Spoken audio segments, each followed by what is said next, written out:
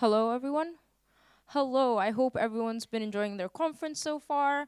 And thank you for coming to this talk by Henri Thunberg. Henri Thunberg has a bachelor in management from Bocconi University. He's founder and works for EAGxNordics, which moves Swedish funds to effective charities.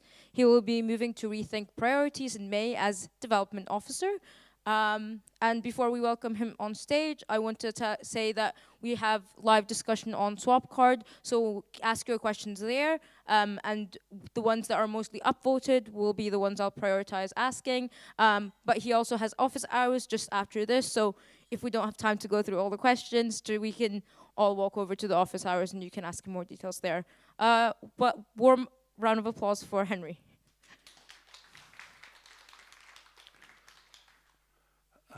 Cool, perfect. Thank you so much for coming. I'm very happy to see so many faces. So I am going to talk about two different ventures here today. One is Big Heart, which was a for-profit. One is EAGxNordics, that I'm currently working at. And the reason I chose to talk about mistakes I would say that there are three main reasons. So one, basically this in two form posts. One is a recent one which says nobody's on the ball on AGI alignment. And I think this goes for many places where you go to a conference and you see so many competent people out there and you will get the feeling like, sure, there's nothing I could contribute here. But the further you delve into a cause area, you will notice that actually we would definitely benefit from more people doing better things. And I think this is a way of showing somebody who's working centrally within a certain cause definitely have things they could do better. Second point, failing successfully and less unnecessarily. That was a post by Luke Freeman last year. I've already made these mistakes, so we might as well learn from them. And third point being a little bit more positive note, even despite all these things that we could have done better, EAGxNordics is doing fairly well. We're hitting our targets, and even if we were to lay down and die today, I think we would still be raising some 30,000 euros per month, at least for some time. So yeah, moving into it. What does every EA talk need? Blurred out. Caveats. Of course. Of course, doesn't go for all areas. I think I will be generally speaking about a little bit more of an uncautious or entrepreneurial approach. And I think that there are some EA cause areas where you want to be much more careful. I will be generalizing quite a lot. I will also not be presenting a very clear black and white picture. I will rather be in the gray zones of things. I think life is messy, and so will my presentation be. I could have presented a much more coherent story, but I chose not to. Yes. Moving on. So first venture, Big Heart. This was a charity app where you could carry an ad on your lock screen and generate 10 euro a month to charity. This is something I worked with in 2017 to 2020 as a co-founder. Yes, so we ran it for 3 years, raised about $250,000 in angel investment and crowdfunding, also called Friends, Family, and Fools. So we had some of Sweden's biggest sustainability brands. We had something like Warner Music, and it was a very exciting time, and I will tell you about some of the mistakes I made there in a second. EAGxNordics is something that I think many of you know about. We're trying to move money to effective charities, and I stand here calling myself something of an entrepreneur, but I will say that it's a shameless copy, or that's at least how it started out, from great work done in Norway, after which we've been able to iterate some. The key that actually made me do it was that nobody was doing this in Sweden, and somebody needed to. And I think that is one part of the entrepreneurial mindset, just getting in where you're needed. And I'm happy to say that we've been able to run it for 2.5 years and are scaling to 3 FTEs this year. Cool, let's talk about Big Heart. So first mistake, underestimating development time. I think this might be one of the most classic things you can do when it comes to entrepreneurship. I think the main problem was probably not that we took a lot of time, but I think the estimation error itself was a bigger error. So that made it so that we had troubles reaching our deadlines, and we also had to reallocate money from marketing budget to development instead. This means that we had a harder time reaching our goals and being attractive to venture capitalists. Why did this happen? One part was that we didn't account for planning fallacies, sometimes something I try to do nowadays. And things will usually take a lot more time than you expect them to. Second, we could have been planning better because now we went in uninvestigated directions and had developers move on that before they actually needed to, which made them do double work.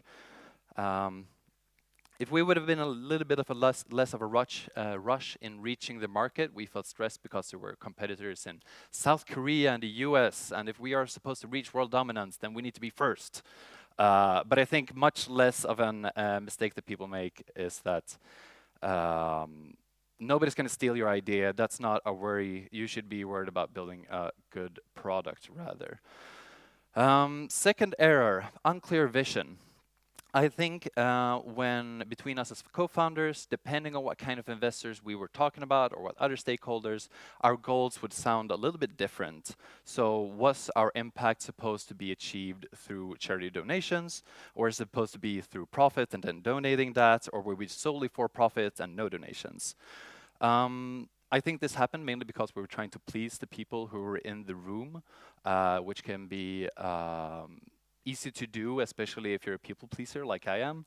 How could we have avoided it? I think if we would have been more internally aligned between us as co-founders, and if we would have been more outwardly consistent, I think this vision would have been more coherent all the way through. Focus on charity donations raised over impact. This will make intuitive sense to many of the people here at the EA conference, but maybe not to others. So many of the charities we raised money for were not very effective. We were often tempted to including new charities because they wouldn't give us new users. It was also very tempting for to investors or to advertisers to have an outwardly understandable metric that we could use and talk. Look at about how much money we raise for charity. But of course, what we really care about is the impact. So if there would have been a better match in priorities between the users, the investors, and the owners, and everybody actually understand and kind of like what you see is what you get, then it would have made more intuitive sense to everyone to focus on the most effective charities. Number 4, I think I was penny wise and pound foolish in the sense to make money last. When I was working with Big Heart, I would study Russian to get a student stipend. I acted as a lab rat, which I think can be actually lucrative in some cases. I would be happy to tell people about that in the office hours. I did translation work, which was sometimes well paid, sometimes not. But in general, I spent quite some time trying to figure out how could I actually make a living at the same time as trying to get this startup up and running. I think this meant that I had less focus on Big Heart than I could have had, and I think that's an error I would be happy for other people not to make.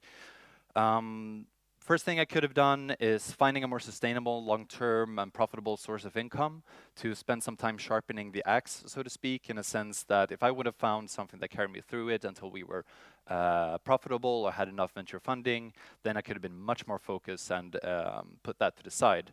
Second thing is also, maybe it's a credible market signal. If somebody's not willing to pay you for your time to do this, and if you're not able to convince people about it, then that might be an issue in of itself. The image is, of course, Leo Tolstoy from studying Russian. Fifth error, having a messy partnership. And one of our investors partially paid us not through money, but through an intricate sales partnership where their focus or their goals with this partnership was all profit, and we were going for something more of a mix. We were expecting that we could certainly lock this down by having an intricate contract where we accounted for all the cases of how this could go wrong. This was super difficult, and if people are not aligned on their intentions, I think you can always find a loophole on how to interpret something, or so you can never create a contract that's airtight enough. If some people have done prediction markets or something like that, I think you've maybe seen this, that things tend to get messy. So either we should have found a more independent way to collaborate with this investor, or we should have worked with another investor entirely, I think. Bonus one. In the middle of between these two projects, I did a climate merch website that you've never heard about because I never launched it. I think the error I did here is that I didn't build out in the open. It would have been so much more fun, I feel now 3 years later, if I would have actually put it out there. The products were ready. The website was decent enough that I could have been building in the open, but I was scared of getting either bad reactions or no reactions. And I think just shipping it makes a lot of sense in a lot of cases. That's when you're able to get feedback, to iterate, to see, is this something that the world actually wants? Is this something you should keep working on? And you can leave it at that. And no reaction is much, much more probable than a bad one. And I think this goes back a little bit to the whole getting worried about people stealing your idea, which is not something that seems to be a major problem. This actually happened like a month after I decided to not move on with the project. So I'm very happy that Greta doesn't consider me an imposter trying to use the Fridays for Future brand. But I didn't know that at the time, did I? Moving on to Effektivt, which is maybe more relevant here for an EA conference. One thing I should have done more or in a better way is to get media attention. We've tried quite a lot to get media attention through volunteers and also through using my own time. I think that has a lot of the time been quite late stage and spontaneously finding, oh, we should do something on this, rather than having planned something in beforehand and setting out that these are the few important activities that we want to do. Either it is important or it isn't, and that decides whether we're doing it, not trying to be so ad hoc. I think we could also have consulted experts because there are a lot of people who know how to do this and how to be more strategic in the way we were reaching out. Next error, not selling enough when hiring. In one of our hiring rounds, there was a candidate that was strong, and we lost this person very late in the hiring round with something we were a person we were excited about. This person decided to stay with her current employer, and I think that if we would have spent a little bit less time or focus on evaluating this candidate and being nervous about doing things right, then this candidate might have been more intrigued to join us. So you really need to remember that hiring is a two-way street and you need to sell your venture just as much as that person is selling themselves. Next error, not enough time on major donors. I'm not considering Leia a major donor. She's supposed to have like a lake house in Como, I think, if you've seen the movies, but rather, I think we're in the Star Wars universe. It's very easy to get stuck on focusing on all the stormtroopers around you, everyday things that are happening that call for your immediate attention, and you don't get the time to save Leia. So we need to remember the Eisenhower matrix and to actually set apart time to plan for the things that are in the top right quadrant, being not urgent, but very important, so that we can actually make sure we reach our goals. Number 10, being too excited about intermediate goals or vanity figures. This is such a beautiful graph. When we started, we hadn't done much work in SEO up here. We started our work putting out some blog posts, and look at how it was going all swell. This all resulted in a total of 7 new donations through our blog and SEO efforts, and something like 200 euros. And I think it's very easy to get caught up in something like this, where it's going really well, and look, stonks go up to the right. So you get kind of caught with that. I will say, though, on the gray zone area, that we have been building on these successes in 2023, and it's actually generating much more money now. But it's still easy to spend too much time on what's going well. So we should really be able to have somebody close to us who can critically examine our motivation for pursuing a certain path, so that we're not just going for what's most exciting.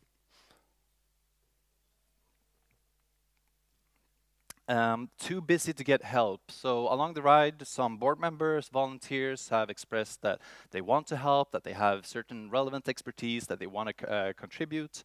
And since we have had some bad experiences, I think at times we've been a little bit reluctant, or I have been, because it seemed unsure whether it would get done at all, if the person would drop out, or if you would get the deliverable that you were hoping to get.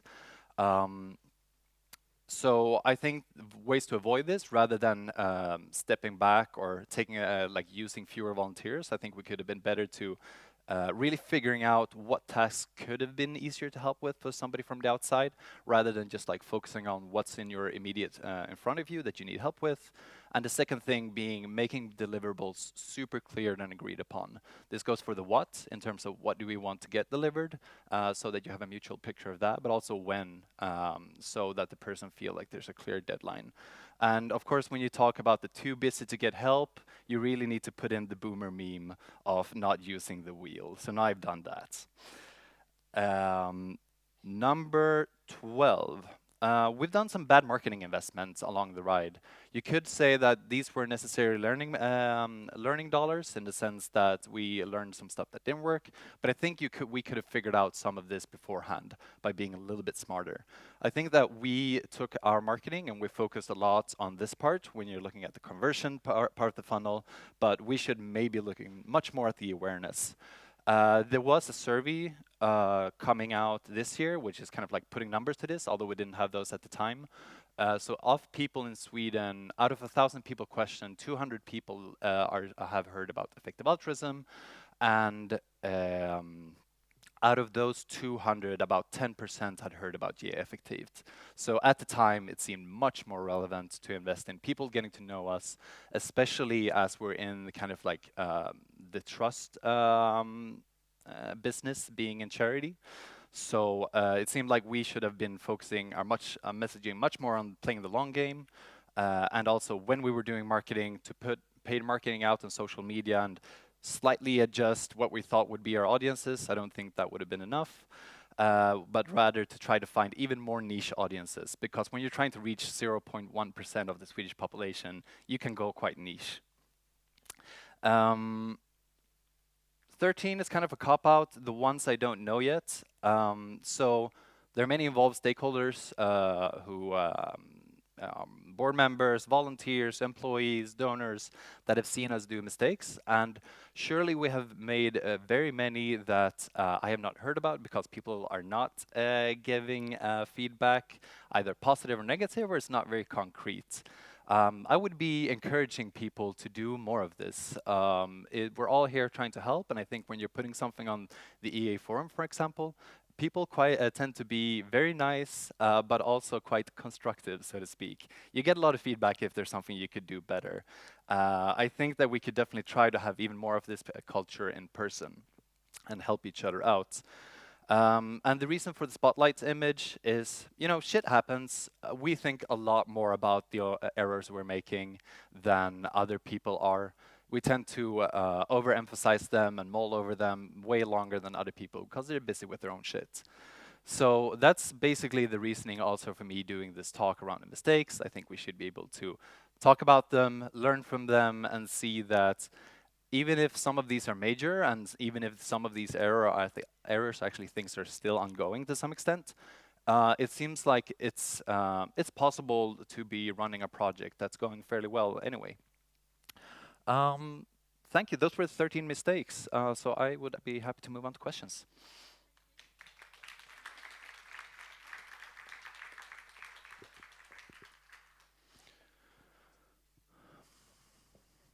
Okay, thank you so much, Henry, for that talk. The live discussion wasn't working at the start, so you can definitely write your questions now, and upvote the ones that you like. My first question to you is, of these 13 mistakes, which one do you think is the most important to focus on or keep in mind? So I think the biggest mistake in terms of like impact in the world has probably been the major donors focus. I think that could have been like counterfactually millions of Swedish kronor, or like hundreds of thousands of euros that we could have raised that we haven't because of that. When it comes to more generalized, probably the spotlight effect thing. It's so easy to be like really worried and thinking about what other people are thinking about you. But I think that goes both for like bad situations and good situations. Like people are so busy with their own shit. There's a question here about why are you moving to rethink priorities? Yeah, cool. So I think that one of the benefits of being an entrepreneur to some extent is that you're able to start up things that maybe wouldn't be there or would be there later. And once it's up and running, you can actually find people who would do it even better than you. And I think this is the case with the Effective now, that we are finding people who will be able to run this in a better way than I have, with more experience from fundraising and from the nonprofit sphere. And I'm also excited to bring learnings from the wider nonprofit sphere outside of EA as well. And I think this goes for the larger Effective Gaming community. For me personally, I'm also very excited to spend time in a new environment where I get to pick up the latest ideas and interact with them.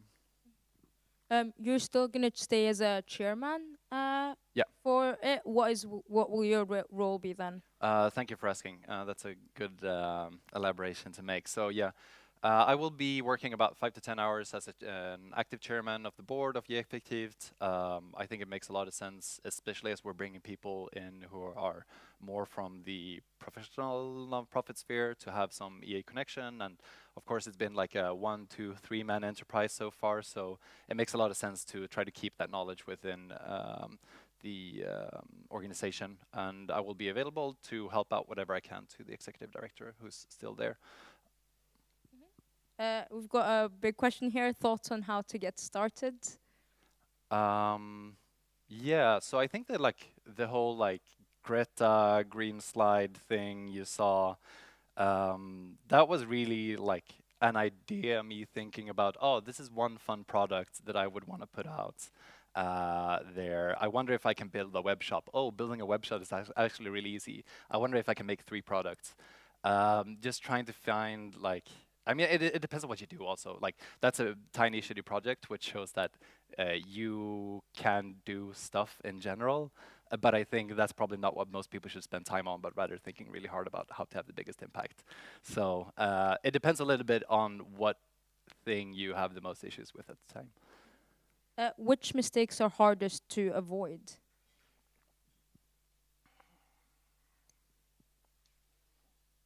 There's probably something here about emotional reluctance. About some things, it's very easy to be rational and sit down and look at the numbers, and then you figure things out and you don't have a connection to it. But at times, there's something that you're super excited about, or you've invested your personal self in it. And I think then we can work a lot with motivated reasoning. And when I'm really good at finding graphs that will support my conclusion if I want to, and that I think can be a little bit difficult sometimes. What has most informed your view on being strategic about marketing, for example, resources? Um, I think the Y Combinator guide to startups is quite useful in terms, especially when you're starting out and thinking about prioritizing right and doing the right things in the beginning, because so much of what they talk about is getting your product out there in whatever way possible. And I think most of the time it's not going to be, let's do a fantastic advertising campaign that reaches millions of people, but rather like, how can we get 100 users? What did you mean by targeting 0.01% of people in Sweden concerning e-effective? Right. So if at the time we have something like 1,000 donors, then the next step is getting to 10,000. It's not about getting to 100,000 at this point. We will have to evolve the brand and consider what tactics we're working with. But I think the lowest hanging fruit at this point is just finding the lookalikes or people that are the lowest hanging fruit compared to the users we have today. What do you think about the normal social entrepreneurship space from an EA perspective? Good question. So I think I will be deferring here and to something I think sounds sensible, which is that in general, a lot of these projects would get funded anyway, with investors feeling really good about them investing in things that have some kind of impact. And I don't think it's marginal a lot of the time. Like either it's a good business and it should get funded as that, or it's an impact business and it's maybe not even profitable and should be a non-profit or not exist at all. Of course, there are like many cases where this like where profit model is makes more sense. And in general, I'm very positive about for-profit, both startups and kind of corporations, you know, wealth, lifting a lot of people out of poverty, be it in developed countries or like lifting the standards. So I'm very positive about like entrepreneurship, but maybe not like mix the two together unnecessarily. Thank you, Henry, so much. That was all the time we had for questions. But Henry has office hours, yeah. So we'll be going to the discussion space so we can continue with any questions there. And we need to clear out for the next talk. So thank you, everyone, for coming, and thank you so much, Henry. And I also want to add that Sarah, who's our operations manager, is also going to be at the office hours, so that you can ask questions to her as well. Thank you very much.